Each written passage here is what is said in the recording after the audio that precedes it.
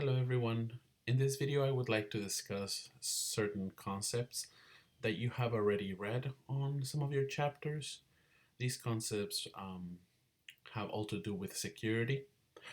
We're going to be discussing briefly global security, state security, and human security. And in order to discuss those terms and the way that we see them today, we're going to have to kind of do a little bit of history. Um, Ever since chapter one, we've been discussing fear, right? From chapter one, I think it states that um, the world right now seems a scary place or seems an unstable place. Um, it's um, um, a world in fear. And the book makes the point that there is this fear, even though in comparison with other periods in human history, this is a rather peaceful time for us. Globalization, connections, political connections, economic connections have done some good in stabilizing the relationships between countries and states. However, as you know, in our current climate, in our current situation, things are not ideal. Right? But in comparison with other times in human history, fear, peace, right? We live in a rather peaceful time. Um, well, right now, there is a growing concern about security, about how to protect the state, how to protect human lives, and how to protect the world. So, in order for us to discuss these concepts, I'd like to begin with a shift that happened in the 20th century. For centuries and centuries, everything that was considered by the people in charge mostly was state security, meaning the protection of borders, the protection of a country against the attacks of another. And as you have seen in your readings, now we discuss other types of security. And that shift between um, mainly discussing and dealing with state security happened thanks to the Cold War, the end of the Cold War. We think of the end of the Cold War as a new time in which we discuss globalization a bit differently. For many people, the end of the Cold War marked a new stage in the globalization effort. Since the Cold War was this political tension between two ideologies, not only two countries, but two ideologies, um, the fact that the Cold War ended with the decline of the USSR allowed for more um, interconnections between countries. So we see a globalization the way that we define it in our class, which is this connections, political, economical, with other countries. During the Cold War, there were these fronts or blocks, the Eastern Bloc and the Western Bloc. And it was a very binary sort of arrangement. Um, and it didn't allow for some relationships between countries. But thanks to the end of the Cold War, we see a um, a new process, a new step into the globalization process that we see today. So the Cold War happened right after, a little bit after the Second World War, and lasted until 1991. And like I said, there was this political tension between Russia and the United States. It was not a war per se as we see it in the news or in um, the default definition of war, as there was no hand to hand conflict per se. but it was an ideological war, a political tension between two countries. So the United States passed the Truman Doctrine, which aimed at restricting Russia's geopolitical expansion. And when I say geopolitical, meaning its influence over the regions or its ever expanding influence over the region. So geopolitical also means its influence, right? Its political influence over more and more territory. So the Truman Doctrine aimed at restricting this expansion.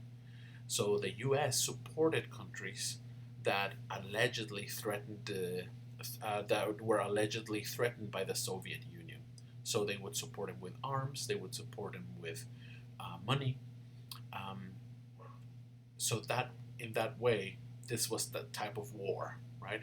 This indirect support of Russia's and the USSR's enemies. So at the end of the Cold War, the end of the Cold War came with Gorbachev, the Russian president, and the concepts that he proposed. The concepts of glasnost, which is openness, openness to culture, openness to um, trade, openness to exchanges, and perestroika, which is an economic restructuring of the USSR. So, with these concepts of glasnost and perestroika, we're able to see how, um, through Gorbachev's ideology, um, the world in general was ready to connect and communicate. So, this idea of the Eastern versus the Western bloc was dismantled by the end, by ending the Cold War. So once the Cold War was done, right, we move away from we don't move away, but we start thinking about other types of securities.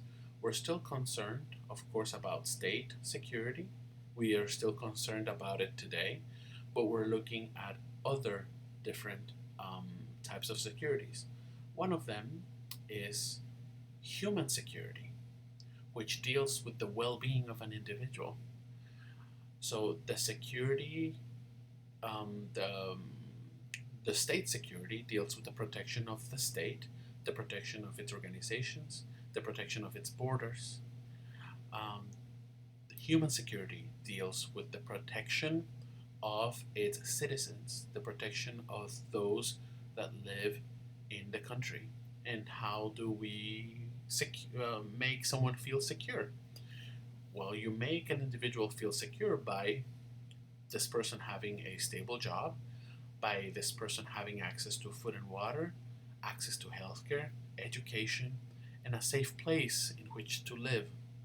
So, if state security deals with protection of the borders, human security deals with um, protections that make people feel secure, stable, um, with um, um, with an improvement in their way of living. So after the Cold War, there is a growing need to think of peace, sustainability, and equity in a global setting. So after the Cold War, this standoff between these two ideological blocks, we're starting to think how, in a global sense, how we can keep the peace, how can we have our resources, use those resources, and have those resources continue to be available for generations to come, and how we can promote equity across the globe. So, like I said, state security deals with protection, right? And at the global setting, when it comes to state security, we want to also protect borders, protect our allies, protect um, our resources, right? And we want to also create government agencies. We want to create organizations at the global level that can help us promote peace, sustainability, and equity in a global setting.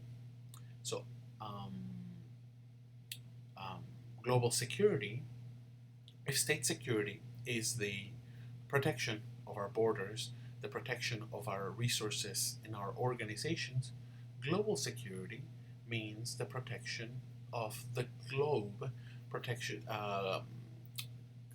relationships between countries so that they can protect each other. So you have alliances like NATO that are political, that are economical. You have economic trading blocks, you have trade arrangements, and you have international governmental organizations like the United Nations. So, as you can see, all of these alliances or relationships have more than one perspective to them. There's not only just an economic perspective that they're going to help each other economically, which can affect human security, but they will also be allies, political allies. If you're doing business with someone, you expect that person to be by your side when it counts. So these alliances, these trade arrangements are some positive aspects to globalization, right? And also, as you can see, that can also turn negative.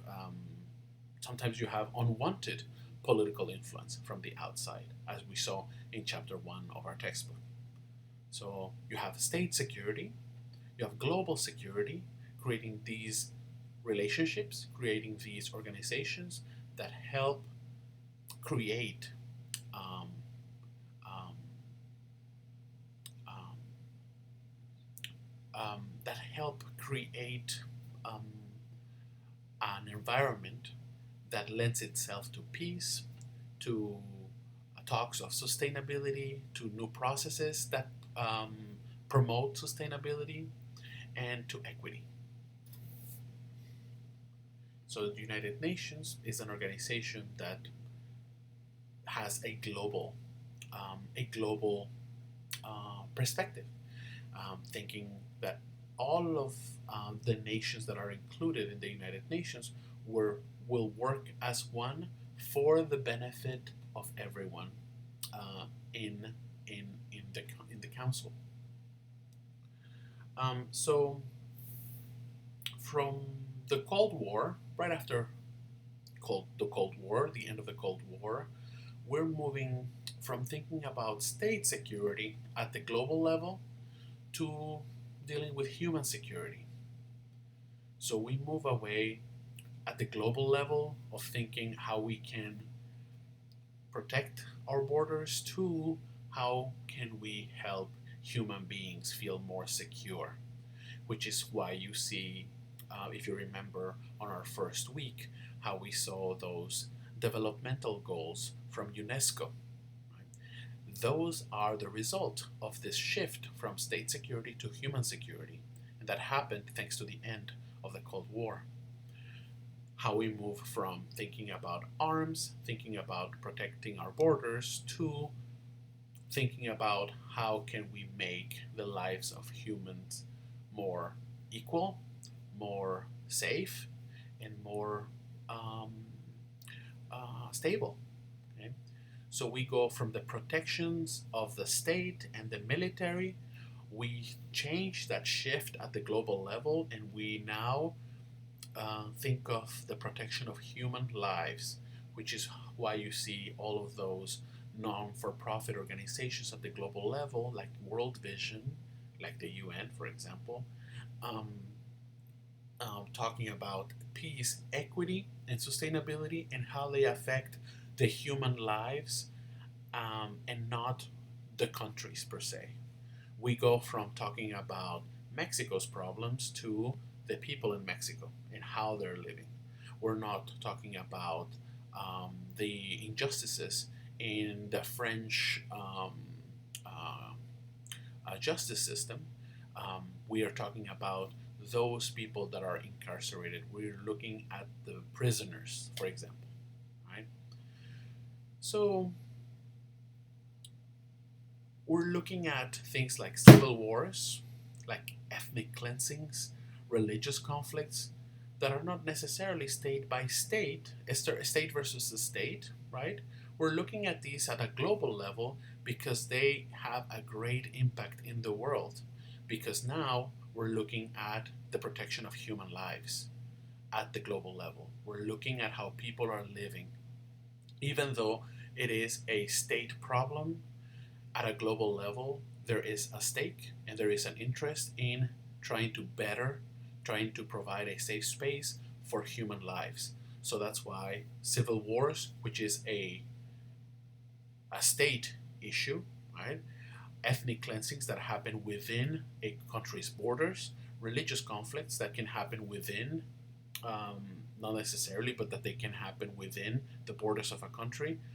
They're not necessarily state versus state conflicts, even though that could happen. But if they're not state versus state conflicts, the UN is interested in these conflicts because of this shift between the protection of the state to the protection of human lives. Okay? And I think that's it for today.